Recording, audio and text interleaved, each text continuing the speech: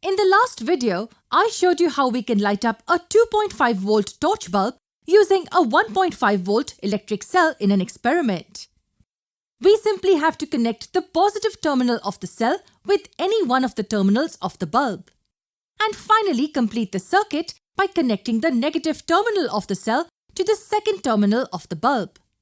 The bulb then glows. The word circuit is very important here. In this context, it will be electric circuit.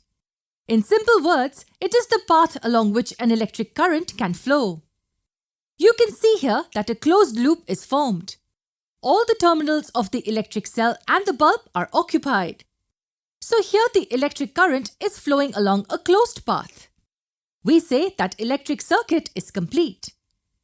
But how exactly does electricity flow through the circuit? Well, it is difficult to explain how exactly it flows. However, I will try to give you an intuitive explanation of this phenomenon. You will learn more details in your higher grades. Basically, it's said that electricity or electric current is a flow of electrons in one direction. What really happens is that the negative terminal of the cell repels the electrons in the copper wire near it. So the electrons in a copper wire drift away from the terminal. But in the process, they repel their neighboring electrons. Or in other words, they transfer some of the energy to their neighboring electrons. So the neighboring electrons are also pushed away. They in turn further transfer the energy to their neighboring electrons. The process continues and the energy flows throughout the circuit. This flow of electrical energy is nothing but electric current. So these are the two ways to define electric current. This one is more accurate of the two. In reality, electrons don't really travel from the negative terminal all the way to the positive terminal.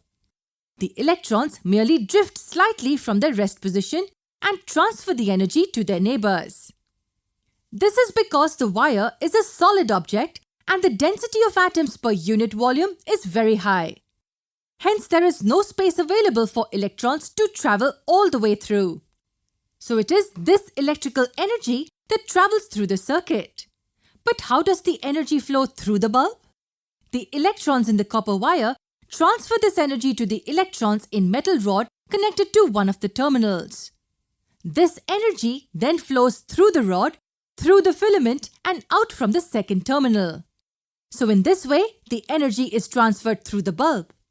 But when the energy flows between the two ends of filament, it heats the filament up, which in turn glows and gives off light. So I hope that you're now clear about how the electricity travels through a circuit. But for how long will this energy keep flowing? The energy flows as long as the circuit is connected or until the cell dies out. So we learned that the circuit must be complete for the bulb to light up. But is this the only way for the circuit to be complete? Well, if we interchange the wires connected to the two terminals of the bulb, then the circuit is still complete. So the bulb will still glow. Now look at this circuit. Is it complete? No, it isn't. Not all the terminals of the system are occupied. For instance, this terminal is not connected to the circuit.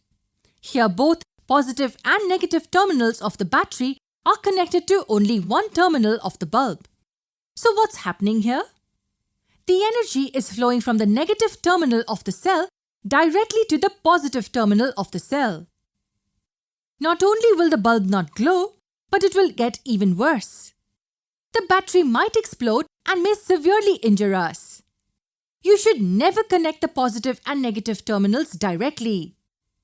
This heats up the wire quickly and at the same time the battery also drains really fast.